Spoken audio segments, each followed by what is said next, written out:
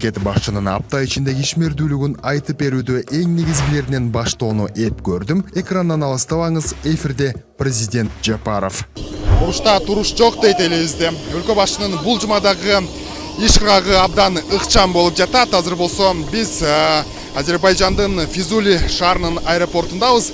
Мындан аркы өлкө башчынын иш сапары дал ушул шаардагы Агдам районунда уланат.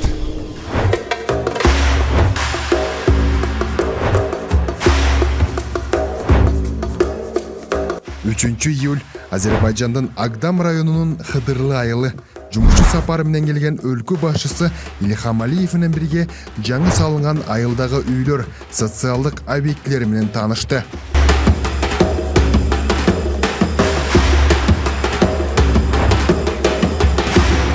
Бул болсо ошол Хыдырлы айылындагы жаңы салынган үйлөр. Бул жакта болсо ошол айтылуу баягы Кыргызстандын демилгеси менен салынган Айкөл Манас мектебин көрүп жатабыз. Ал эми аркада болсо президент Ильхам Алиев жана президент Садыр Жапаров дал ушул аймактагы жаңыланган инфраструктура менен таанышып келе жатышкан чагы. Мамлекет башчысы айылдын инфраструктурасы менен таанышканынын жөнү бар. Себеби дал ушул жерде президент Жапаров өзү демилгелеп Кыргызстан тарабынан курулган Айкөл Манас орто мектебинин ачылышы болду.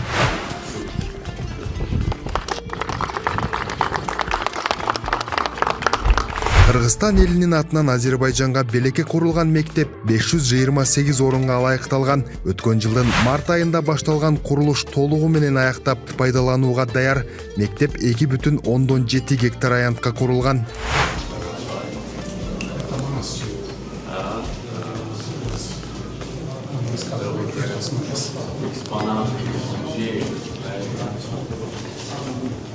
Заман талабына төп келип, кыска убакыттын ичинде пайдаланууга берилген бул мектепке мезгил кутусу салынган күндү эстейли. Ал өткөн жылы президент Жапаров Азербайжанга мамлекеттик сапары менен келген учур эле. Сыйга сый, сыр аякка бал. Ильхам Алиев өзү руль башкарып, Садыр Жапаровго урмат көргөздү. Досуңдун тогун жесең канжыгасына каз байла, же Кыргызстан Азербайжанга билим уясын салып берет.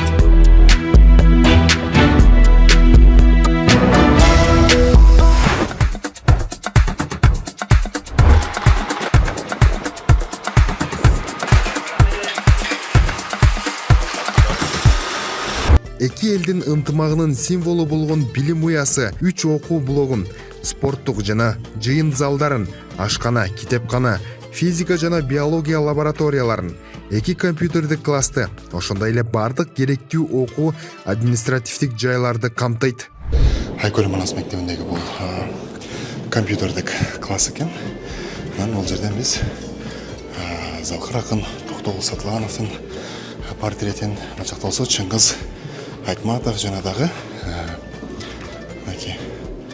Жусуп Абдурахманов, Алкул Осмоновдун сүрөттөрүн байкоого болот. Ал эми бул жак тарабы болсо ушул китепкана катары пайдаланылат окшойт. Кыргызча балдар адабияттары Чыңгыз Айтматовдун китептерин көрүүгө болот. Мектеп имаратында эс алуу аймактары жана класстан тышкары иш-чараларды өткөрүү үчүн инфраструктура салынган. Бул болсо Айкөл Манас мектебинин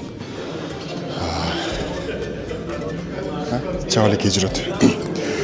Айкөл Манас мектебинин ушул жыйындар залы мынакей. Бул жакта бардыгы Манас эпосунун элестери чагылдырылган сүрөттөр. Мектептин ичине чабалекей кирип кеткен экен. Мынакей.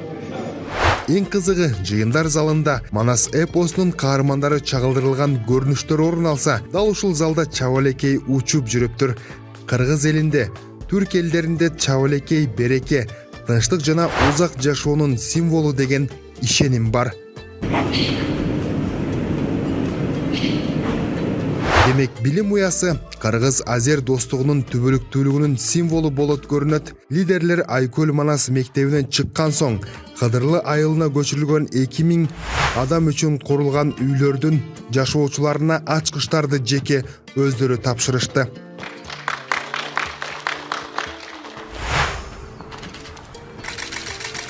Илхам Алиев мектепти куруу демилгеси жеке Садыр Жапаровго таандык болгонун айтып, өлкө башчыга бүткүл кыргыз элине Карабахты калыбына келтирүүгө көрсөткөн колдоосу үчүн ыраазычылык билдирди. Всех наших бывших переселенцев выразить благодарность моему дорогому брату, президенту Кыргызстана Садыру Нурзоевичу Жапарову за помощь в восстановлении и возрождении Карабаха. По инициативе Садыра Нурзоевича в селе Хыдырлы, который на сегодняшний день является самым большим населенным пунктом этого региона, построена прекрасная школа. Сегодня мы ее осмотрели, официально открыли. Школы присвоено имя Айкөл Манас. Манас, как вы знаете, это эпос киргизского народа. Это то, что олицетворяет дух киргизов. Өз кезинде президент Жапаров Айкөл Манас атындагы мектептин ачылышы тарыхый мааниге ээ окуя экенин белгиледи. У нас общие ценности, мы обязаны их передавать следующему поколению. Школа имени Гейдара Алиева в Бишкеке и эта школа имени Манас в селе Хыдырлы служит символом дружбы нашего народа. Желаю, чтобы ученики этой школы всегда были самыми успешными и самыми лучшими. Удачи!